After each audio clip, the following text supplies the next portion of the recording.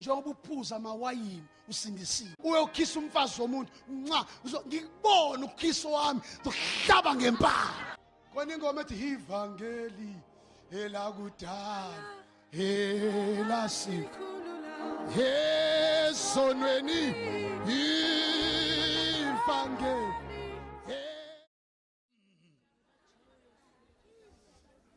awufundeke sigoduke 20 minutes siyahamba. Samuel Wesibili chapter 9. Angithi ngifuna ngishumela kafishana ngithi. Hawu.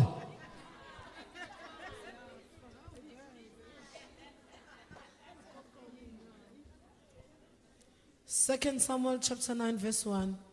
Yeah.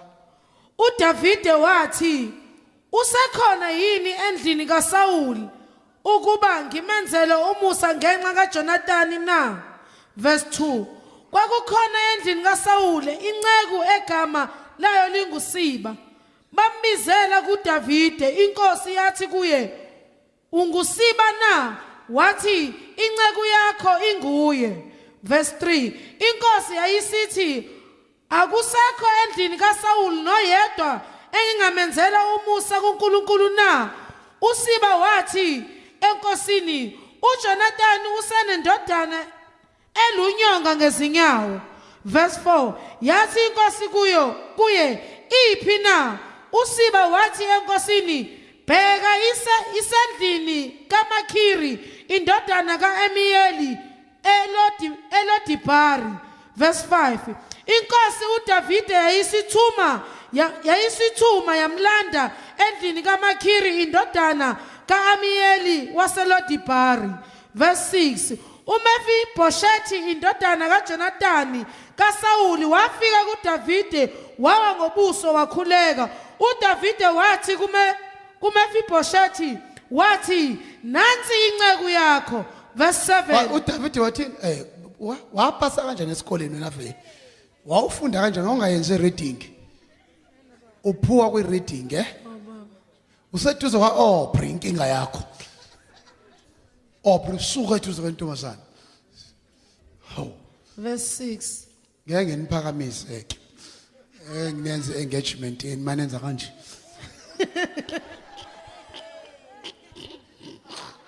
Ihlekani.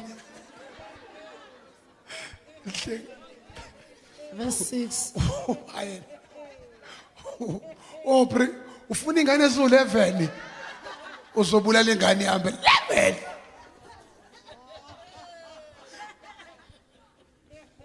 All right. Verse 6. Verse 6. Basani spirit of choice balekile. Ingathi nibe serious isikhathi. Nizomkhumbula masengambile nina. Ane ngihamba. Verse 6. Verse 6. uMefibhoshethi indodana kaJonathani kaSawuli wafika kuDavide wawa ngobuso wakhuleka. uDavide wathi, "Mefibhoshethi," wathi, "Nansi inceku yakho." Verse 7. Yes. uDavide wayesethi kuye, "Ungesabi, ngokuba impela ngiyakwenzela umusa ngenxa kaJonathani uyihlo. Ngikubuyisele lonke izwe likayihlo uSawuli, udle njalo etafuleni lami." Verse 8. Wakhuleka wathi, "Iyini inceku yakho ukuba ubheke inja efileyo njengami na?" Verse 9. Inkosi yayisimbiza. Oh my God. Asicine lapho. Ukhona ongafunda ngesingisi. Cela sibheke into ezincane bese siyavala. Sibheke into ezincane bese siyavala.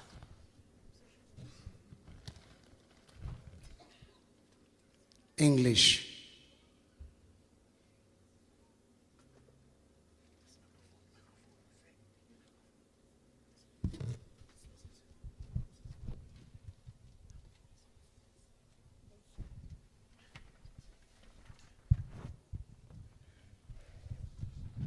Anikwazi ukufunda isingisi Nkosi. Hallelujah. Okay, bathandeka ifundeka kanje. 2 Samuel chapter 9 verse 1. Now David said, "Is there..." I want you to underline the word David. I wish I amen, brother. Underline the word David. Now David said, is there still anyone who is left of the house of Saul? What a question. What a question. Is there anyone still left in the house of Saul? In the house of my enemy? Saul was David's enemy. But let us see who David. Let come to David. Lisho othandwe nguNkulunkulu. Onjani? The beloved. David means beloved. Othandwe nguNkulunkulu. Uyabona kuba kwawimi ngange ngubuzo lo musa ukhona eningamenzelwa umusa endlini kaSaul ngoba uSaul wanted to kill David. Oh my God. Kodwa ubuza umbuzo uwodwa lo mbuzo uyintshumayelo. Is there anyone left in the house of my enemy that I may show him mercy, grace, unmerited favor? Oh my kashanta la baba sika. Kubeka baba ndaka mosheke. That I may show him kindness. That I may show him kindness. Why? For Jonathan's sake. For Jonathan's sake. Bangizo laba bantu. Ngathi ngake ngivangele namhlanje ngafundisi. Sike sivangele ke sithi kulumvukuza ngathi senibe nalala. Nisekhona. Usekhona yini atamakhosi? Kusekhompunde na. Endlini kaSaul. Engamenzela inceba ngenxa kaJonathan. Oh my God, my Jesus. Sibona Trinity God la. Trinity God. Sibona ubuthathu bukaJehova. Oh, nisekhona bazalwane. One, sibona uDavid emele God the Father. Oh my God. Two, sibona la kamoshe. Afunde ngajaha. Rebebe sente. Rakamoshe funda baba continue. And there was a servant of the house of Saul, whose name was Ziba. Underline the word Ziba.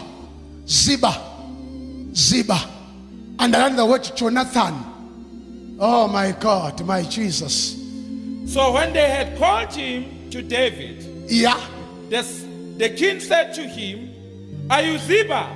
My God. He said, yes. At your service. Yes. Then the king said, is there not still someone of the house of Saul? My God. To whom I may show the kindness of God? Yeah. And Ziba said to the king, there is still a son of Jonathan, yes, who is lame in his feet. He is what? Lame. Lame. Ilunyonga. Oh my God, Akasha. Ikona yona indodana kodwa ilunyonga. He's lame, he's crippled, he's paralyzed. Kubeka tata. Verse 4. So the king said to him, where is? Anginalithawula lokusuka ningibolekele mataba. Deyithawula shesha. Shesha. Funda baba. And Ziba said to the king, indeed he is in the house of Machir, the son of Amil, in Lodibar. Underline Machir or underline Lodebar. Underline Machir or underline Lodebar. Nimshali izandla uJesu.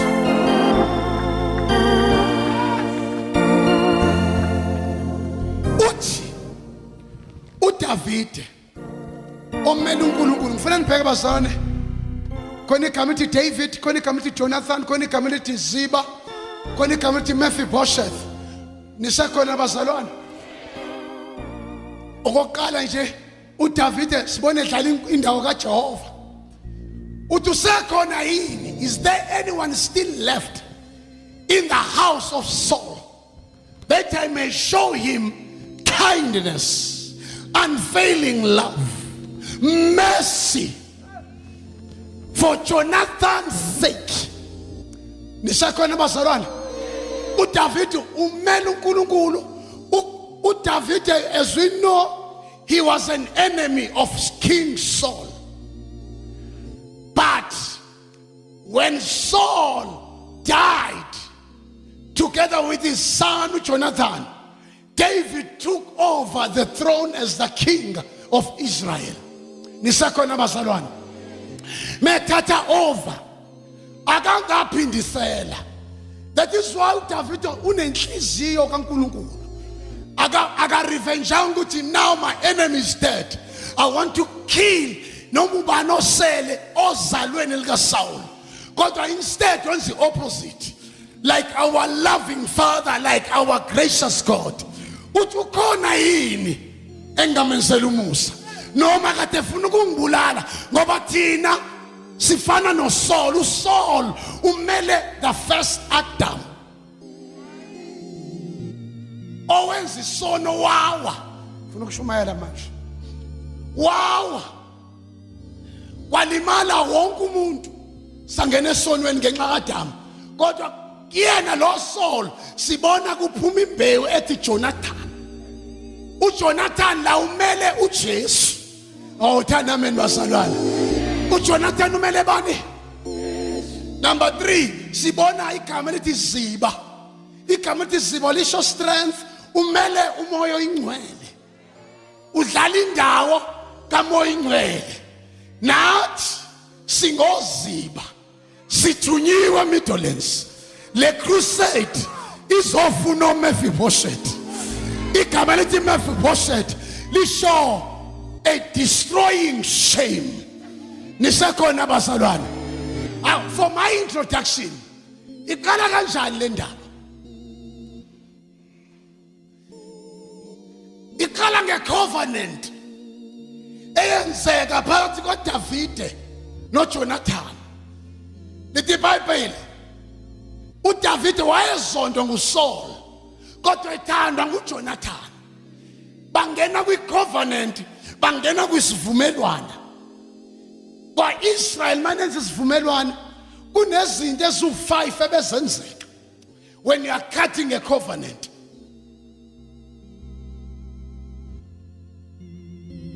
One, uma abantu bengena kwi-covenant bebesika they used to cut their wrist.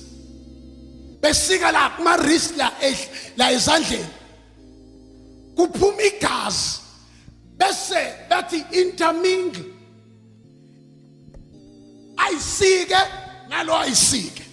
And makwenziwa i-covenant yenziwa between 2 unequal people.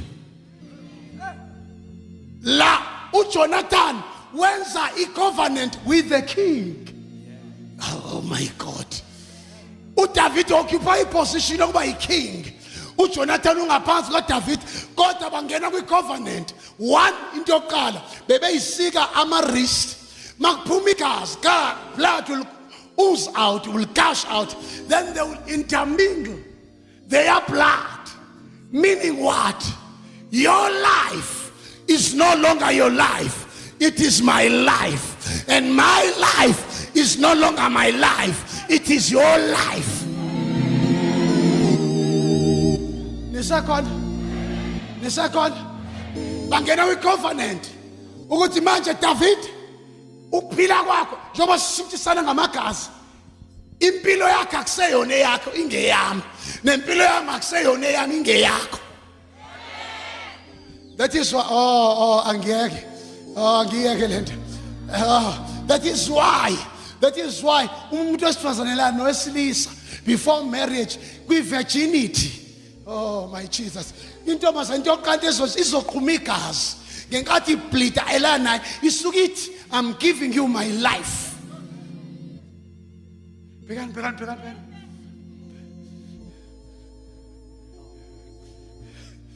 Isukithi intombazana. Ngale usathane yathanda kwezinto ezohlekisa. Abantu bangakhona ukuthi hey basophani ningadlali endlini kaJehova uzolimala. That's why umusistelana nalo kuqhuma igazi kusho ukuthi impilo yami usuke umuntu ejulile lento ukunikeza i-virginity yakho. Usuthi ngikunikeza ukuphila kwami. That is why umuntu oqale wabulala uvirgin wakho awusoze wamkhohlwa noma kuthi usashada kweyindawo ngoba wahamba negazi lakho. 2, uma abantu besika i-covenant bengena kwi-covenant, what is happening? Bayashintsha, athathi ba-exchange ama-codes,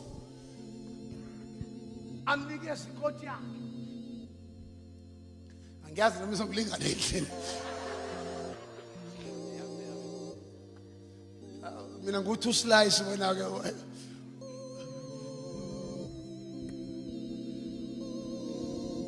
ngesikhathi beshintshana nabeshintshana ngamakhothi kusho ukuthi my possessions is no longer my possession, but it is your possession, and your possessions are no longer your possession, they are my possession. Angizwa. That is why thina sinisiwe ayikho into yethu okuba ngeyethu, yonke into yethu ekaNkulunkulu, yonke into yethu ekaJesu, yonke into kaJesu eyethu. Ngisenewari yokubuza indaba mathi uNkulunkulu unikeze le moto awumnikeze imoto, and yet you are in a covenant relationship. Ngisenewari mathi uNkulunkulu unikeze le mali engifuna ebank wena ungakwazi ukuyikhipha, and yet you are in a covenant relationship with God. Ngisenenkinga mathi uNkulunkulu dayisa le ndlu lethi imali lakini, and yet when you are resistor God wanika i-covenant relationship.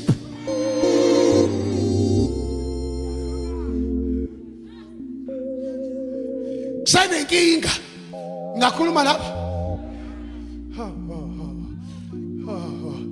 angeke bengizokhuluma into ejulile ngenxa yesikhathi, bengizokhuluma ngendaba ukuthi uNkulunkulu udinga i-total obedience kithi. Angiphinde, there is no total obedience. Can I go deep? Uyazi ngongcolo konke angivulele wona namhlanje ukuthi noma Abraham simbiza as the father of faith, God, he did not have total obedience.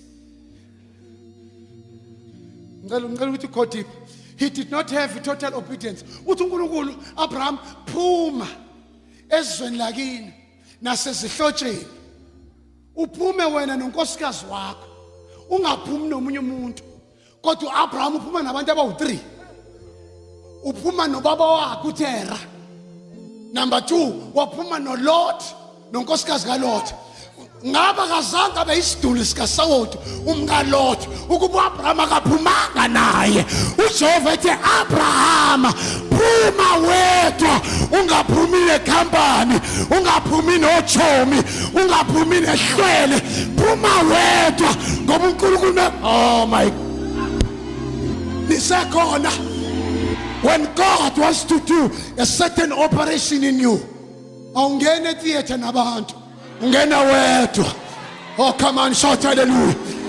Mayisefuna ukusebenza uNkulunkulu uyasikipha isihlwele, uyabakhipha abangane.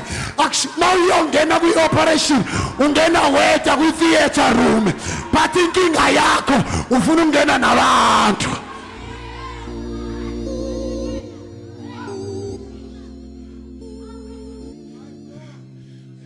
That's why uJakobe wawelisa yonke into, wasala yedwa. He was left alone. Eligama alone, it's all in one. The problem kaThixo ufuna wena wedwa as individual, when ufuna ukuhamba necompany. uThixo ufuna ukukusebenza when ufuna ukuhamba negroup. Abraham, he did not have total obedience. He did not have a total obedience. Angabe uLot akashonanga eGomora naseSodoma, ngabo waqhubeka kwahlala lapha emzini waseUr. Kodwa ngenxa ukuthi asifuna ukulalela uNkulunkulu ethi phuma, hamba wedwa. Ngifuna ukukhuluma nawe wena ubiza abantu abaningi. uNkulunkulu ungibulela izinto wena uyisharela abantu izinto zakho wedwa. Engakunezinto okufuna ungayishare nombani okwezakho wedwa. Zikhona izinto nisekhona bazalwane. Niyambona uRay Makholo, niyambona uRay Makholo. Wayehamba lalela ama vision ethi mfundisi ongixoxela, kanti uyawakopela ama vision wabhala phansi. ingceku zishare njengo Samson ashare his secrets to the wrong people or to the wrong person. Wathatha uRay waqala ireme hambe ehlanganisa imbono yeingceku zingekho aware namhlanje uphumelelile lezi ingceku zifailile ngoba kunezinto zakho ongafuna uyishare noma ubani okwezakho ezinye izinto you must keep quiet because they are still premature. Mawisheshe uyikhuluma bazoyintshontsha abantu basenze zabo.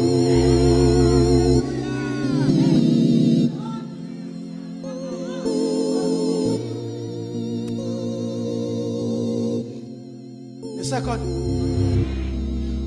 covenant, it puts the start the covenant. When two people are cutting a covenant, they exchange their weapons, their armory. Bashintshana ngezikhali. Thatha inkemba lo, nami ngithatha inkemba yakusho ukuthi your battles are my battles and my battles are your battles.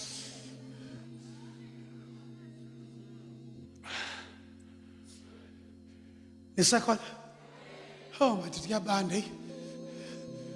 Band ukuthi ngishumela kancane. Bangena kwi covenant and August 4 bebethi nabengena ku covenant bese bekhathi ihlahla. Bekhathi ihlahla bese befaka igazi labo bafafaza igazi la ihlahleni. And bebonakala ngento yodwa bebeba nama similar marks. La belima besikene khona izofile imark yami nemark kaMkhize ngoba singene ku covenant bazokwazi abantu singene kwi covenant. Lithi iBhayibheli bazalwane singekugcineni ngiyagodola nami ngiyeza ukuthi hey it's good it's nice. Lithi iBhayibheli sebengene lapho kuleyo covenant. Ngifuna ukuthi ukukhuluma into ejulile because babe kwi friendship ejulile. There are 3 levels zama friendship. Level 1 khona comrade friendship. Level 2 khona client friendship. Level 3 khona intimate friendship or intimacy friendship. Le ama comrade le niyawazi la wethu ya friendship yabo behlangana ngetoyitoyi yomngane nje. Kodwa bese kuba khona le client where you befriend umuntu umheha ngoba you are after something. Abe client yakho ngoba khona into oyifunayo. Kodwa le uDavid ayinayo kuthiwa intimate friendship iba between a man and a woman. Lithi iBhayibheli ngendlela ababezwana ngayo babethandana ngazo ukuthi umuntu wesifazane nowesilisa wonke ukwazi ukwahlukanisa. Lithi iBhayibheli uJonathan noDavid their hearts were knitted together. And ilento uNkulunkulu ayifuna ukuthi abe nayo nekholwa. Sibe ne-intimacy noJesu. I-relationship njengokusubona unkosikazi nendoda hayi intombi neso inkosikazi nendoda ayikho. There is transparency. Akukho ukufihlelana. Wonke umuntu uyakwazi okudinga omunye, even nama weaknesses, even nama needs bayazana.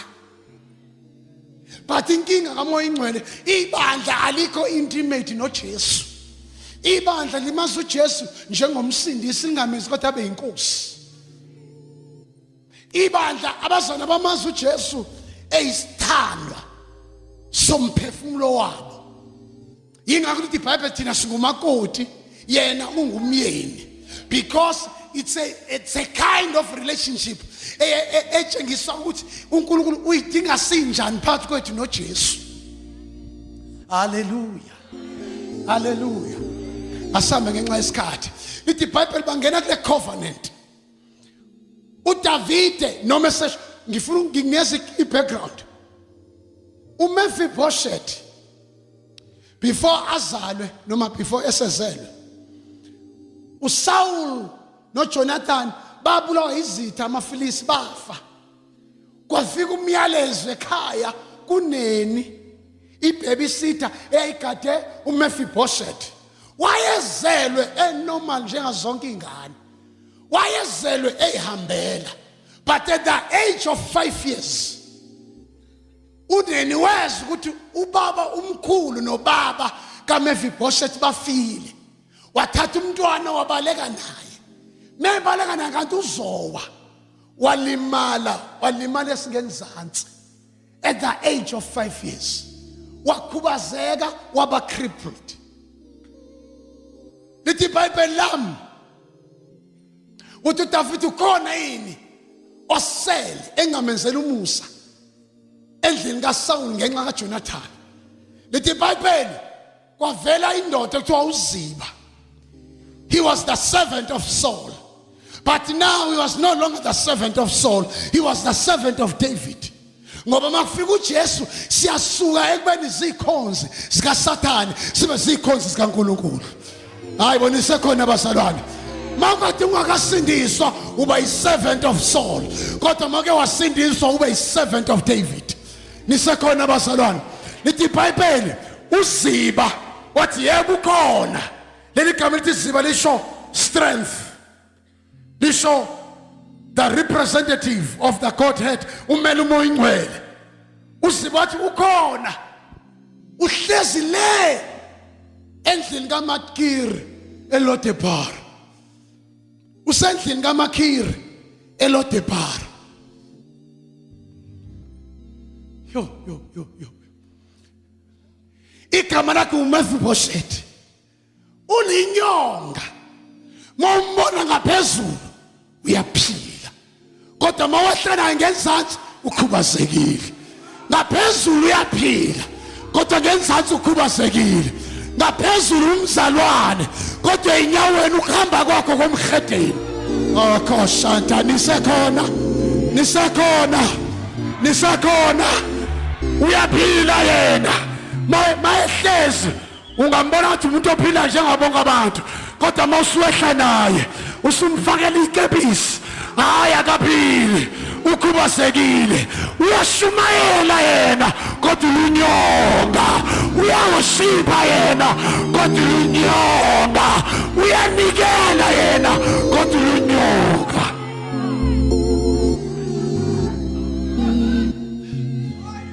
Dipita Duglam. Alikola Duglam. Lemhlop honat. Unjani lunyonga. Gama lakho uMephibosheth. Uziba. Ule endlini kaMakir eLodebar.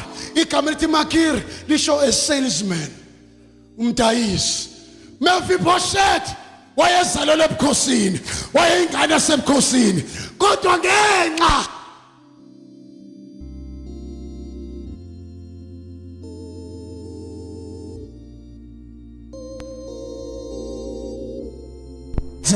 Jesus.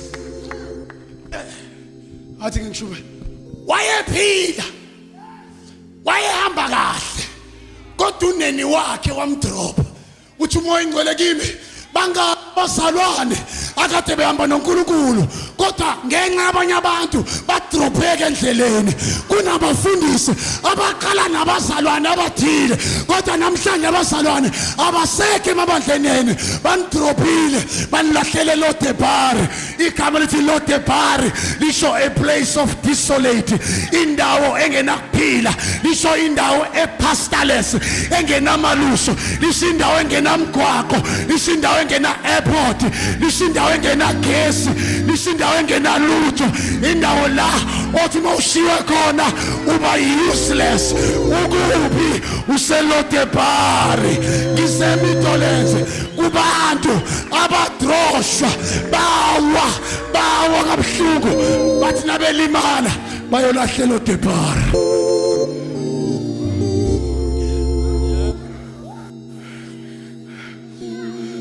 Angiso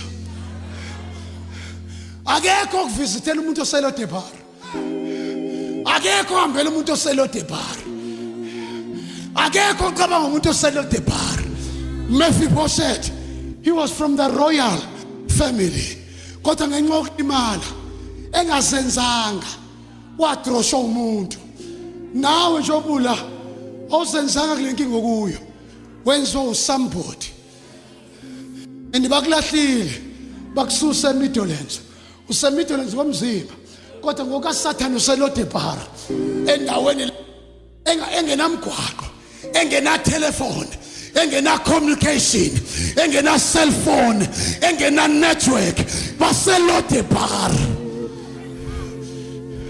enimangena network indawo wathi David ngiyamfuna kuhamba uziba ngoba uziba noma kuthiwa komgwaqo noma ngakho telephone noma ngathiwa usebhareni noma ngathi useshibhini uziba ungena phakathi angene phakathi eshibhini uziba umoya ingcwele akanandaba ukuthi unaphi akukho la engangeni khona ungena la yakudayiswa khona umzimba athi uyichitha aphi inguna phakathi yakho athi liyini ithemba lakho hey uziba ufike eMidlands eLodebar la kulinyazwa abantu abaningi abanye ba hopeless abanye bathe it is over angeke ngiphinde ngibe yinto kanti hayi he's the God of a second chance he's the God of a second chance koshaka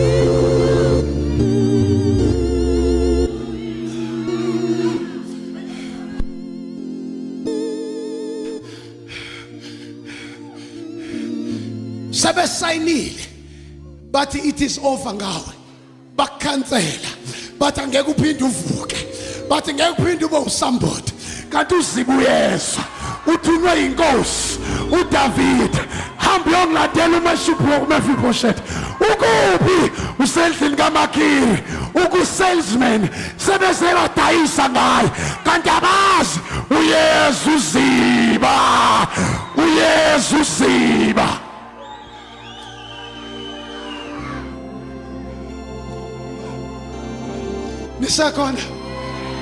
Nesakona. Lalela, people may forget their promises, but God is a God of a covenant. He will never forget what he has promised, what he has vowed, what he has covenanted to. No man got that is God. No man got delay. Sometimes God's delays are not God's denials. Oh hallelujah, oh hallelujah, oh hallelujah. Don't worry. Sekuthatha isikhathi eside useLodebar bakhohliwe ngawo kodwa uDavid uNkulunkulu akakhohliwe ngawo uzothumela uziba oh NJ Tsunami bathunywa uziba woziba baseLodebar yaseMidlands bazofuna uMefiboshethi hey sabela sakamoko shilakamosh shilabababa shatakamosh shilobobosaka takamosh rekemosh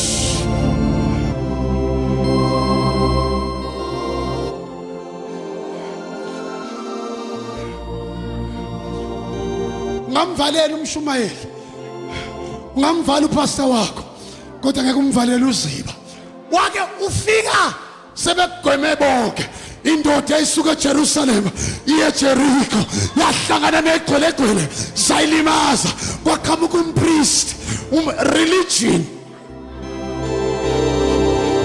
wamgwemela ngoba esontweni lakho bakuthanda usenemali bakuthanda usanikela bakuthanda usekahle bakuthanda unomuso omuhle mhlazana uhlaseleka bayakhohlwa ngayo bayagwema qamuka umpriest kwaqhamuka nomlevi kodwa wehla uziba ngomsamariya olungileyo wehla uziba ngomsamariya olungileyo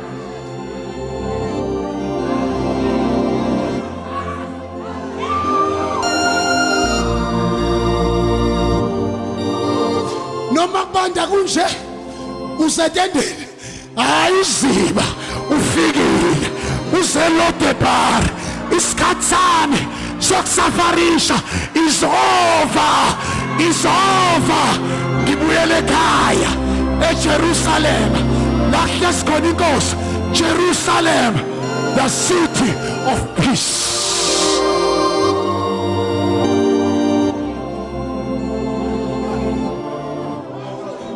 uziba. Come, buyela ekhaya. Buya mntwana buya. Obo yele ekhaya. Usomo. Usolima. Buyela ekhaya.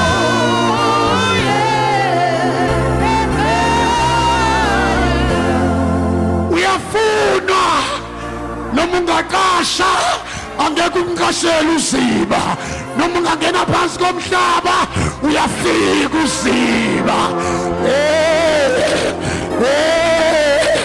sabela uyabizwa namhlanje weMephibosheth wake wasindiswa kodwa ushayekile uyaphila ngenhla kodwa kwesingenzansi khubazekile noma usesontweni uphethe isikhundla kwesingenzansi khubazekile.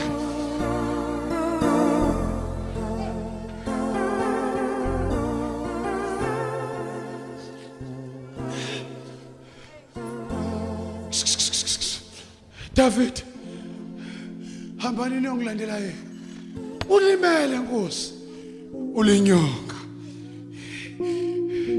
God of Abraham umele uDavid, Isaac umele God the Son Jesus, Eliezer umele God the Holy Spirit. God of Abraham, which means God of promises. Masekuthiwa God of Jacob, which means God of changes. Masithi God of Jacob, we mean he's the God of changes. Ufike hamba nomali wabambana noJehova kwabonakala ukuthi manje indlela kahamba ngayo ukhubazekile nasesikoleni fanele kubonakala university tertiary emsebenzini efemini ukuthi uhlangane wena no God of Jacob, God of changes. Babona indlela ohamba ngayo ukuthi indlela ohamba ngayo akafani nathi uhlangane nobani? God of Jacob. Yini abahedeni la usebenza khona bakhuluma imkuba kanye nawe bahlebe kanye nawe bantshontsha ukhona kodwa ohlangane no God of Jacob bathi kade bekhuluma imkuba bathi nangu umfundisi sesesa God of Jacob, God of Jacob, God of Jacob. Can I go deep? Open it, come to gospel. Gospel. Lenzo magama uthu. Gospel. Gos means gossip. Pel means peel. You come to gospel, you show the peel of gossiping. Bese kuphiliswa abantu. Gossip. Gospel. Gos uhleba from gossip. PL means peel. Ipilis.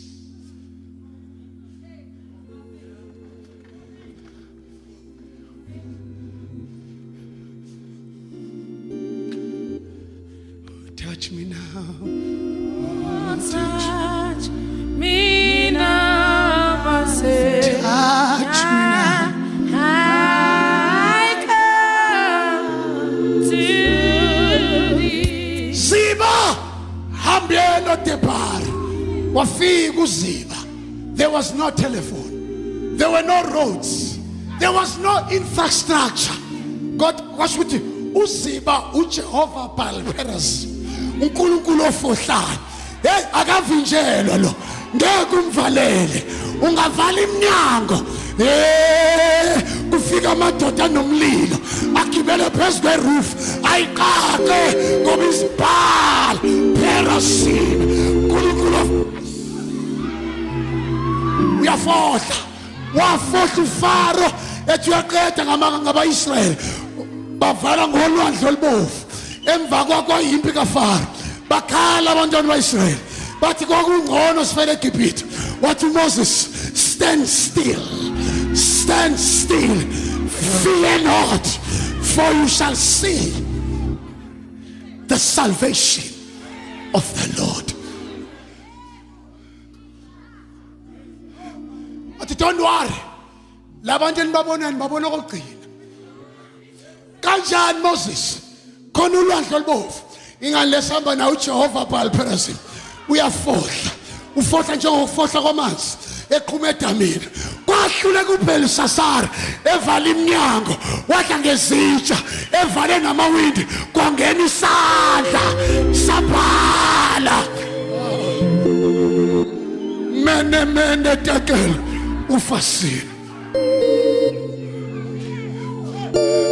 uyafohla tshela makhela ukuthi sikhonza uNkulunkulu ofohlayo wathi makhela uzofohla nasesimeni sakho wafohla esibelethweni sikaSara sena 90 years seku beyond human understanding wafohla namhlanje uzofohla eMidlands ufohla ngosiba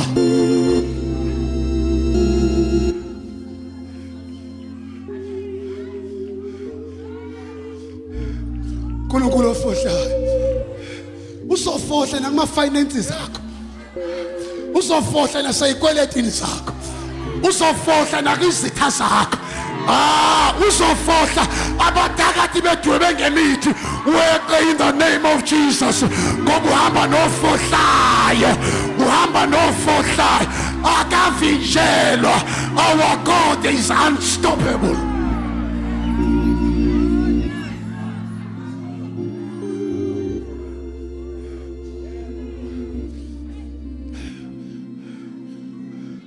Wafika uZiba wafika loDebar where there is you are in the verge of divorce kodwa ufikile uZiba wonke umuntu uthe kuphelile ngawo bikani mina halwa zelwa ngidlu langisilisa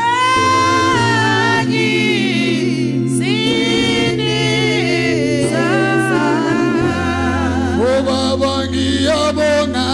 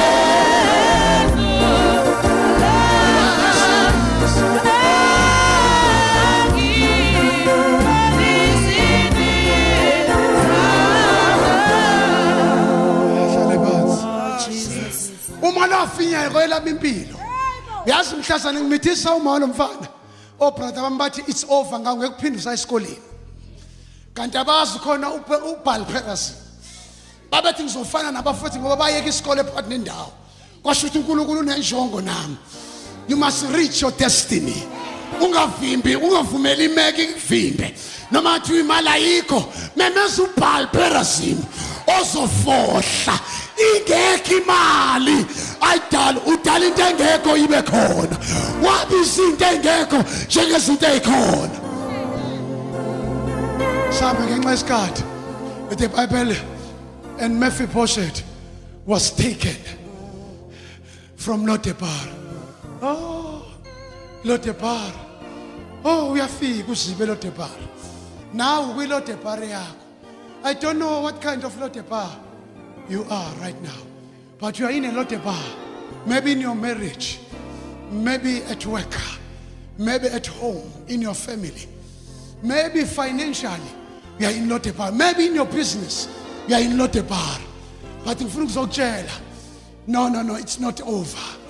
Usathane noma ekushayile, mtshela ukuthi ushaya uAlpha, uqede ngoAlpha, but Omega is still coming. Oh hallelujah, oh hallelujah. Tell him, what the devil, I'm coming to the last round. There is a last round, the last round, the last round, the last round. I don't need points. I need TKO or KO. I don't need in a second. Can I preach tonight? No muselo de bar. Don't give up. You are a starring of God. Is starring no mas ngashawa kodwa sihlula. No mas ngalimala kodwa sihlula. Is starring. Ufandam. Starring of God. Starring of God.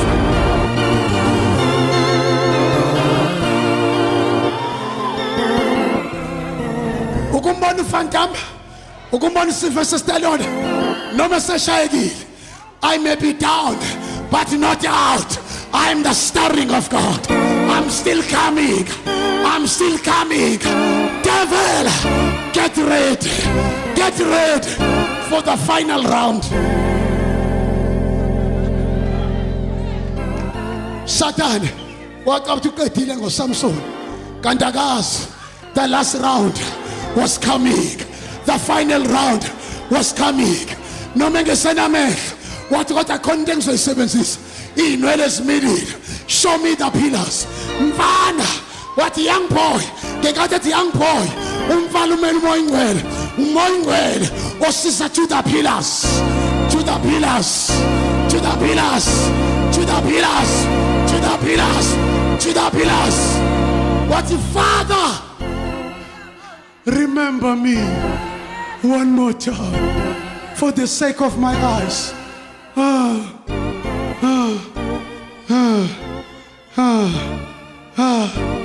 Bakathi baqedile ngawo. Udokotela uthe uya positive. Mtshele it's a fact ukuthi ngipositive. It's a fact ukuthi ayilapheki. Kodwa uziba mayike wafika. Ukuthi yena owelapha zonke. Who healeth all, not some, all your diseases.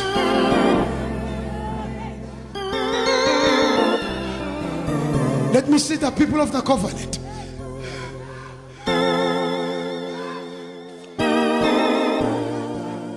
Asval, give me 5 minutes. Wafika uziba. Ukulandela msindisi. Wena Chithikazi. Oh mabo.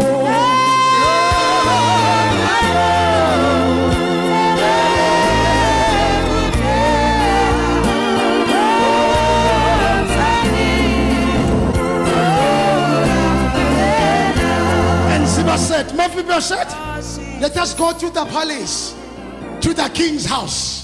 You were once in the king's palace when your grandfather Saul was still the king. You know the palace. Kusekaya. Phela ukuthi busukudroshiwe walinyazo. Bese bekhohliwe ngawe. People have forgotten. Athi ngishumayela. Sebekhohliwe ngawe. Bashumela phakathi enkonzweni bayakulibala. Abakufaka kwiprogram yabo. Uselode baru sesontweni bahlelana bodwa baplana bodwa bakhohlwa ngawe noma bengakhohlwa ngawe izulu alikhohliwe ngawe izulu. Yes, Jesus.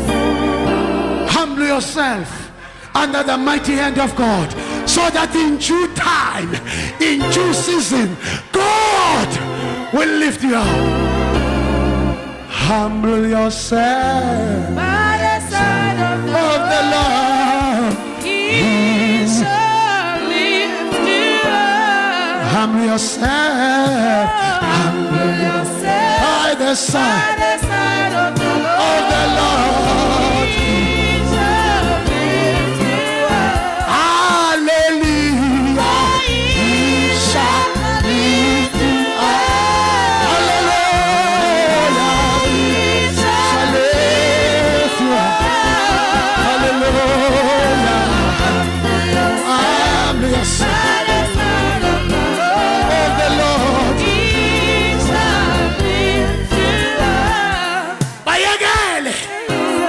Ilode barriako. Li training college yako. Ilode barriako. Li training center yako. Njengoba ngathi ukhohliwe. Njengathi bekhohliwe ngawe. God is still hiding you. Your time is coming. Your time is coming.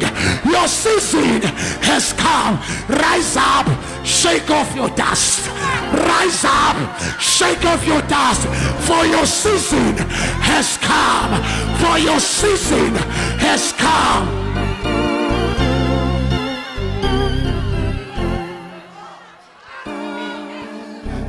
Kade behleka. Bekhuluma ngawe. Bekhuluma naphansi. Betha uzuba lutho. Rise up, hero of God. It's your season. It's your time. No man, no committee shall stand before you, because God is saying yes, it is your season.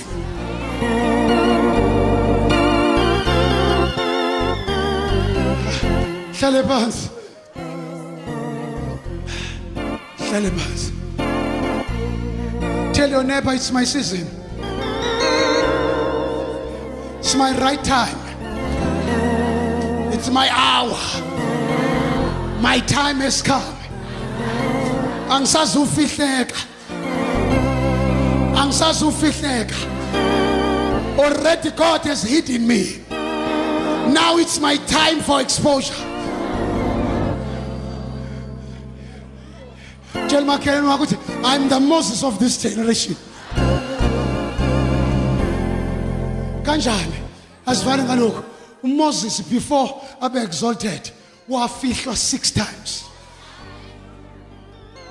Wafihlwa 6 times. 1 wafihlwa ezala. After 3 months wahluleka unini kumgcina. 2 wayofihlwa emanzini. Walala phezu kwamanzi. Kanti uzotrainwa ngamanzi ngoba uzodila namanzi.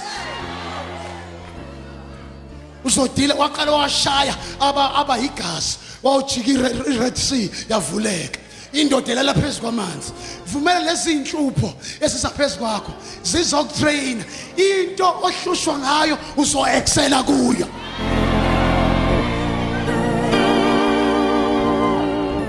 Njengoba wena uyisangoma uhlusha imoya abantu abadala uhlusha abangasekho uhlusha abaphansi athi ngiprofet ingoba uzoba umprofeti kaJehova uSathane uzama ukuovertake.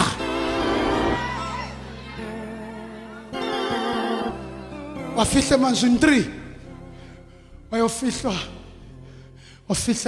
enhlane enhlango.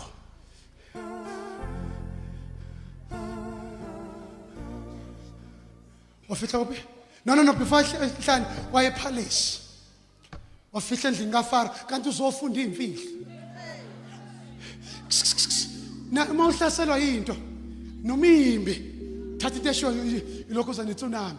Romans 8 verse 28. Siyazi ukuthi konke kwabamthandayo uNkulunkulu kusebenzelana kube ngokuhle. Noma ungangena enhluphekweni wathi konke kusebenzelana. All things work together for good. Nakuba miva ngiwanyathela lapho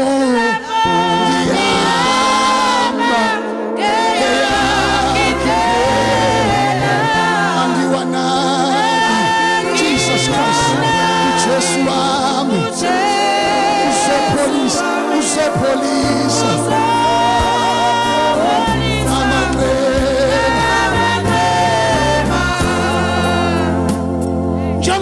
Ngishumela kanje ngivaye somewhere ungafisi ubo NJ kama ntula nalongo ungafisi nakuba meva ngwanyathela into ngithi lapho ngihamba hayi ngeyami ngeyakhe kuya ngokuthi izinto zikushaya nje uhamba endleleni kabani asivale kusha.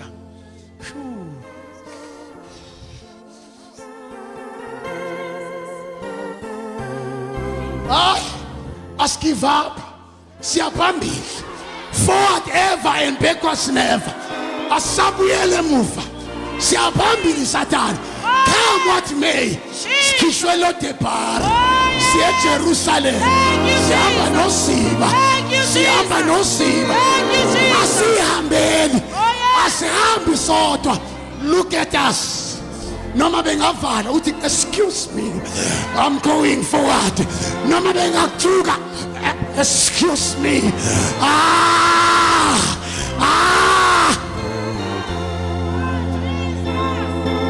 Bethu zwele nje uthi umfundisi wakho uwile uthi excuse me. Ngiye Jerusalem anginandaba neLodebar manje. Ngiye Jerusalem. Kuzohlatshelelwa khona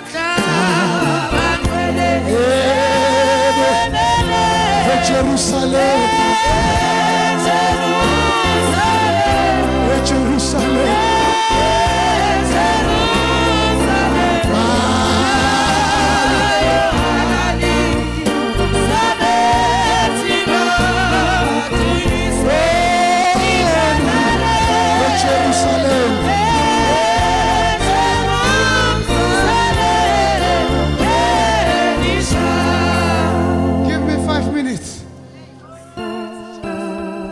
Wamthatha wathi come Mephibosheth kuba isidalwa esisha okwakudala kudlulile noma kade edla ama drugs mayekangena kulomshini uba brand new. I'm a brand new creator. I'm a brand new man. All things have passed away. I'm born again. it's I'm a new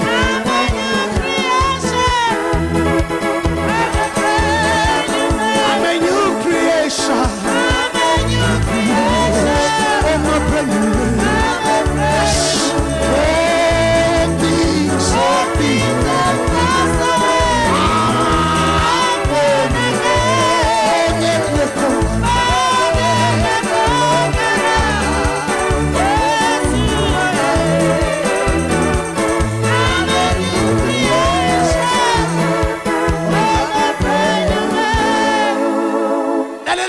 ngicela ukukhuluma hlani phansi uthi uMephibosheth mefika kuDavid uDavid I'll bring back all ngamanye amazwi bengizothi title namhlanje restoration. God will restore. uDavid uzobusela zonke izinto. Lalela mefika umoya ngcwele yakhuluma manje uthi uMephibosheth kuyini ukubuka inja efileyo njenganami uyibeke etafuleni lenkosi. Lalela uthi umoya ngcwele 1 igama elithi inja lisho someone who is outside the covenant of God. Nathi thina igama elithi dog lisho a Gentile, a foreigner. Nathi besingewona amaHebheru besingaba izizwe besizinja. Number 2, dog means someone who does not participate in the inheritance of the saints. Uthi Jesu ngwazi ukuthatha isinko sabantwana ngisinikeze izinja. Lalela. Number 3, uMephibosheth wayibona into yamlimaza ilelimaza abantu abaningi waba ne dog mentality. Abaningi benu bane dog mentality. Kusho ukuthini basibona be useless. Lalela wazi ukuthi inja hayi inja phela efileyo. Akuyona nenje ephila esifile. Univusile nani ekade nifile ngeziphambeko zenu. uJesu univusile. Nina kade nifile kade sifile.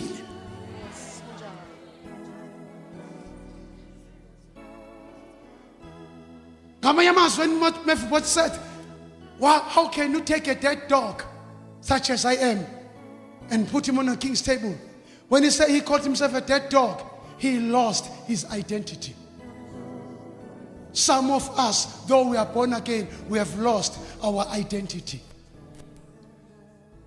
For the thief cometh not but to steal, to kill, and to destroy. kanjani baba usithole usathane mefuna ukukulimaza akaqala kuthatha he steals you from the fellowship ukhubeke ebandleni uthi ngizomkhonza uNkulunkulu ngingedwa not knowing realizing that the thief is already stealing you ngoba lithi iBhayibheli la kuhlangana ababini abathathu ngiyoba khona lithi iBhayibheli ningakiyeki ukuhlangana fellowship benai okumkhuba wabangcwele ngesikhathi mawukhutshwa umuntu enkonzweni usuthi no mina athi ngihlale ekhaya kanti the thief buza komama abayidli inyama isashisa baqala bayikhiphe ebhodini iqathele inyama balibeke eceleni balinde lize liphole noSathane masefuna ukudestroy uyakukhipha ku fellowship akubeke eceleni ufuna uqala uphole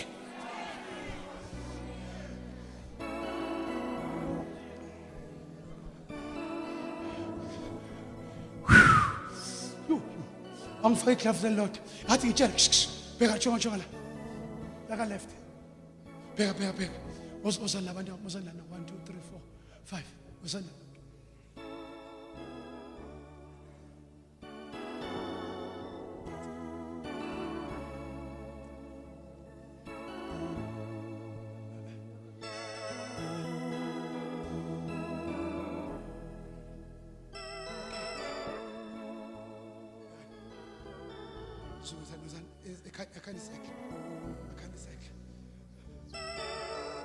What's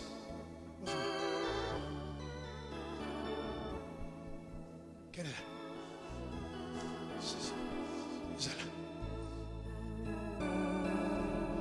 Get apart.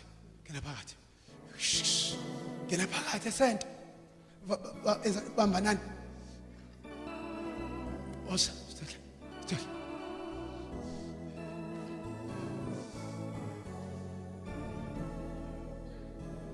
When uSathane yes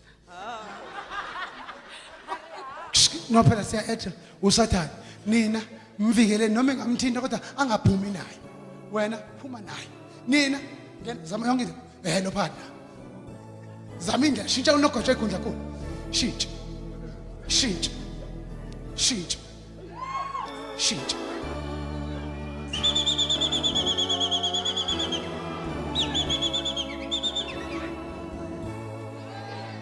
okay bamba okay lalelani bambani ngezandla umibandla libuyele ku position ibandla lomzalo nangu umuntu omusha ufuna uSathane ngenkanuko sofela laba omama bomthandazo ama intercessor abahlebi ngabe mbone emisomfana kunokuthi bahlebe ngaye bayambunganyela uSathane uyamthatha bayavala rakamosh bayavala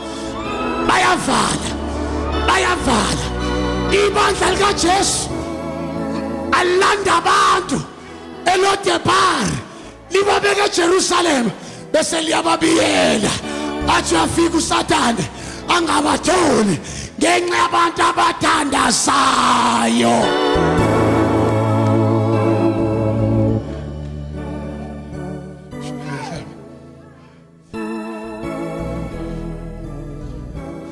ngicela ukuvala ngenxa yesikhathi yazi manje inkinga thina sidayisa ngobuthakathaka bethu buka osana brother hlomani zonke isikhathi zikamoya bhekani mina hlomani zonke isikhathi zikamoya bhekani mina 1 nifake helmet of salvation 2 nifake breastplate 3 nifake ibhandi lensindiso 4 nifake ihlangu icathulo 5 niphathe ihlangu 6 niphathe inkemba bhekani mina iphathe covered ile the front part ngesikhathi samaphoyisa masofuna isigebengu leSoweto besenza house penetration besingena kanje mangena ngibheka le nomfethu abheka le phatha isibhamu sakho nawe angibhazuka bese senza kanje sondela brother sondela senza back to back cover up uSathane isitha masiza sizobona iphathi eprotective nameza ngapha uzobona iphathi bese kuthi le week ifihlele nebandla kufanele sifihlane imhlane ethi umhlane uSathane befika angaboni our weaknesses abone the strong part noma uthezwa ngapha abone the strong part. Let us cover one another.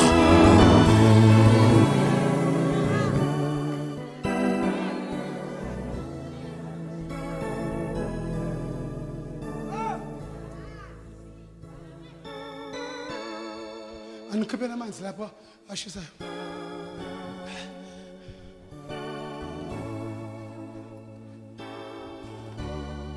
Wafika. A dead dog on the king's table. Lalisho ukuthini itafula? One, itafula lalilethela uMephibosheth ukudla. Food. Kodwa etafuleni nakusengivala mawufika etafuleni nahlezi etafuleni bonke abantu bona le party ephilile kodwa itafula liyafihla umunyonga. Kunani etafuleni? Etafuleni etafuleni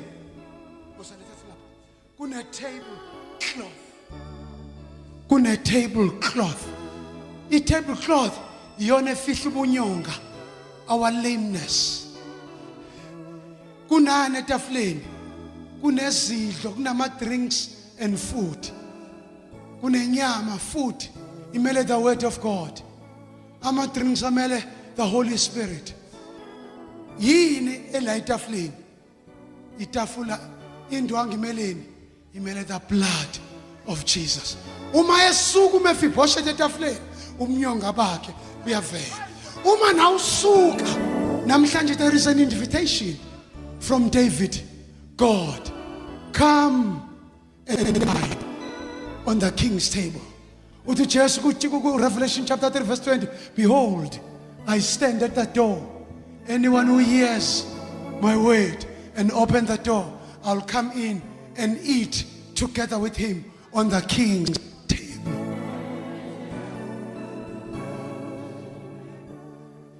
Inkinga yabantu abaningi bake bahlala etafuleni kodwa ngenxa yobude bendlela basuka etafuleni bavela umnyonga bawo.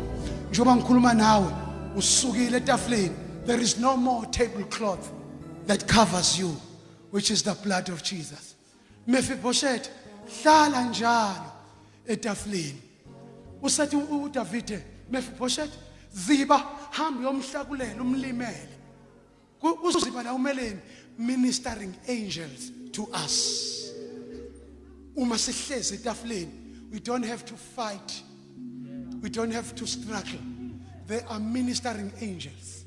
As long we are still positioned on the king's table with a tablecloth covering our lameness. Inkinga yakho, you have been already exposed. You have moved away from the king's table where there is a tablecloth. Buya mntwana, buya.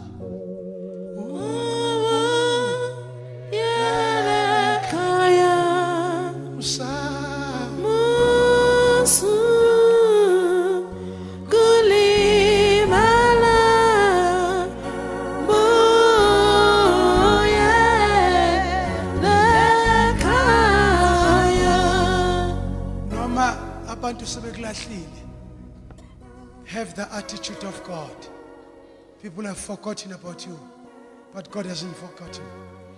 All you have to do, come back to the table of the king. You will eat continuously. Uyodla namjalo mjalo. From Monday up to Sunday, udla nenkosi etafuleni. Bantu base Midlands, nanguziba. Ulandelo Depara. Uthanozani zohlala etafuleni. Ikhona, isekhona le tablecloth. La etafuleni khona izidlo, khona iziphuzo. Mhlambe wena ukhona etafuleni kodwa ushoda ngama drinks, the Holy Spirit, the gift of the Spirit of God. Moyingcwele, I'm eating already, but the problem, I need the refreshments. I need the drinks. I need the gift of the Holy Spirit. I need the fruits. A dead dog on the king's table. What does it mean? It means restoration. It means revival of your life. Kunezinto bese ifile kuwe. kodwa namhlanje siyabuyisela wozohlala etafuleni asime ngeenyawo gijimuse phambili uthi mina ngifuna ukuzohlala etafuleni noma nginja kodwa ngizohlala etafuleni ziyakhunjula lezinja namhlanje uthunyelwa uziba kodwa nambani yolanda izinja oMefiboshethi phambi izandla zakho zundi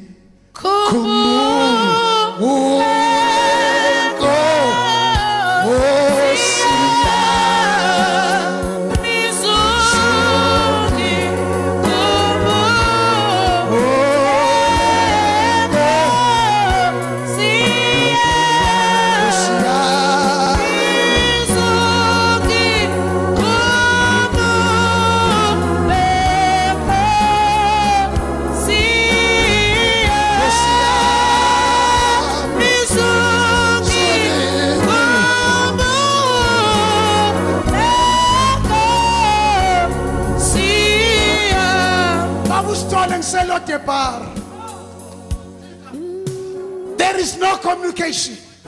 Ngilahlwa abangane, ngilahlwa izihlobo, ngilahle nabazali ngibathembile.